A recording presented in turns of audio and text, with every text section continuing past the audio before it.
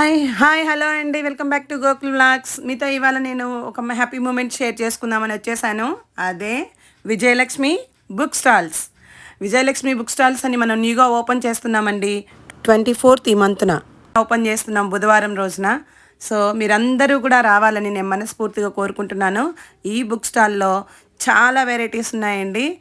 DOMS, Nataraju, Apsara, so ఇలా బోలెడన్ని items ఉన్నాయి. పెన్సిల్స్, ఎరేజర్, షార్ప్నర్స్, పెన్సిల్స్, పెన్స్లో లాట్ ఆఫ్ పెన్సిల్స్ ఉన్నాయండి.